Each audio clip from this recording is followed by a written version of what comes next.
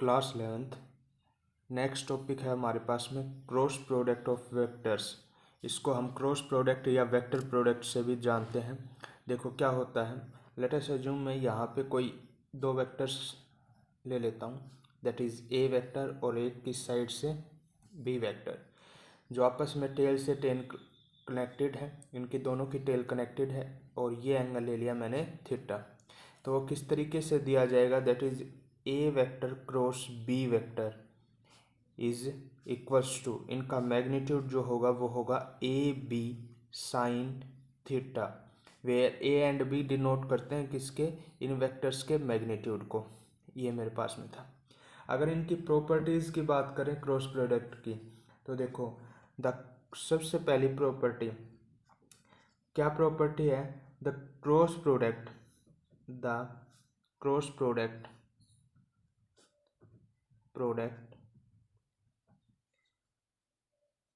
Cross product is distributive. ठीक है, cross product क्या होता है, डिस्ट्रीब्यूटिव। जैसे हमने पिछले वाले के अंदर में पढ़ा था, स्केलर प्रोडक्ट के अंदर में पढ़ा था, उसी प्रकार से डिस्ट्रीब्यूटिव। ठीक है, तो कैसे डिस्ट्रीब्यूटिव कहने का मतलब इफ ए वेक्टर क्रॉस है किसके साथ में, B vector plus C vector के साथ में, तो ये मेरे पास में गिवन होगा a vector cross B vector plus a vector cross c vector. ये प्रॉपर्टी को क्या करेगा, ये फॉलो करेगा। नेक्स्ट, ये एसोसिएटिव प्रॉपर्टी को फॉलो नहीं करेगा, डज नॉट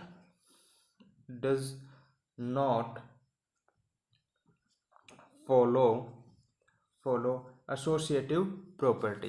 ये किसको, एसोसिएटिव प्रॉपर्टी को फॉलो नहीं करेगा। तो लिख देते हैं हम, डज नॉट फॉलो एसोसिएटिव।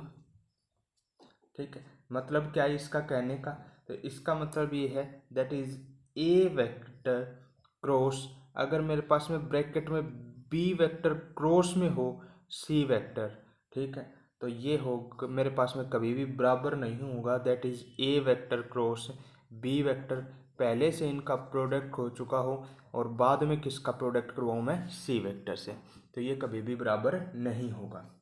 इसका थर्ड केस एक और है मेरे पास में। ठीक है, ये नॉन कॉम्यूटेटिव होगा। ठीक है, जैसे उसके अंदर में हमारे पास में कॉम्यूटेटिव था, तो ये कौन सा होगा, नॉन कॉम्यूटेटिव। ठीक है, नॉन कॉम्यूटेटिव क्या मतलब है इसका, that is A vector cross B vector. ठीक है, ये बराबर होगा minus of B vector cross A vector के। ठीक, अच्छा अब ये इस तरीके से क्यों है ये देखते हैं हम। देखो सबसे पहले हमारे पास में एक चीज़ है, जैसे लेट अस अज्यूम कोई वेक्टर है, ठीक है, उसको हम तीन अलग अलग कंपोनेंट्स के अंदर में डिवाइड करते हैं। ठीक है, तीन अलग अलग कोऑर्डिनेट्स के रूप में।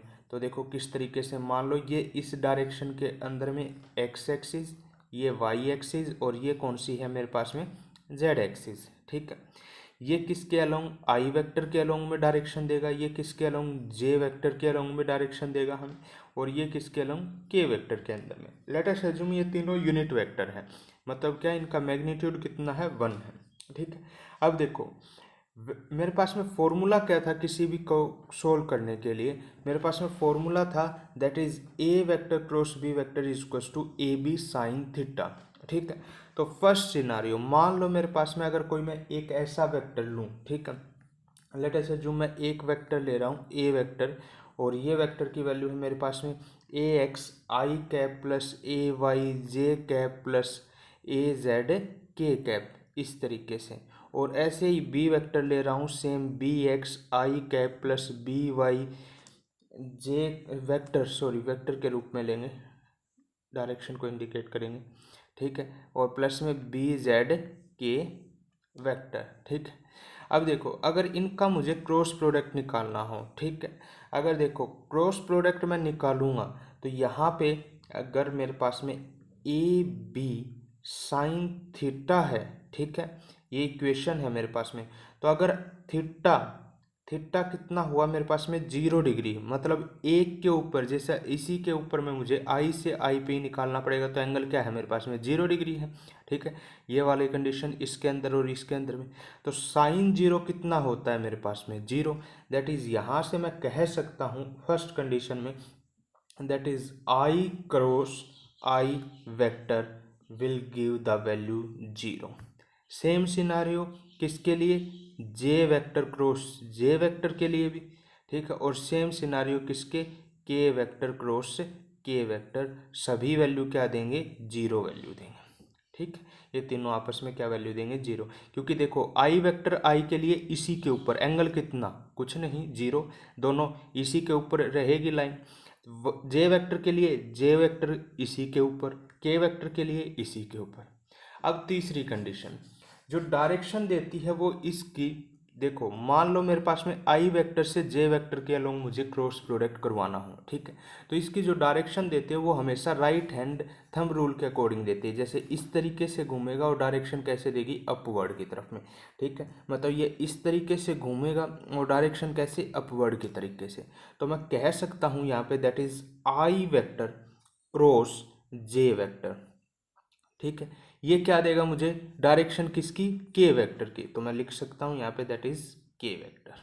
ठीक, उसी तरीके से अगर जे वेक्टर क्रॉस के वेक्टर करूँ, that is J vector cross k vector, तो देखो इसके अंदर भी कैसे इस तरीके से घूम जाएगा।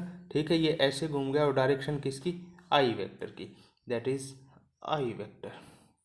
ठीक, सेम सिनारियो के अंदर में मेरे पास में जैसे अगर मैं के वेक्टर क्रॉस आई करूं, दैट इज के वेक्टर क्रॉस आई वेक्टर, तो ये डायरेक्शन मुझे किसकी देगा, दैट इज जे वेक्टर की।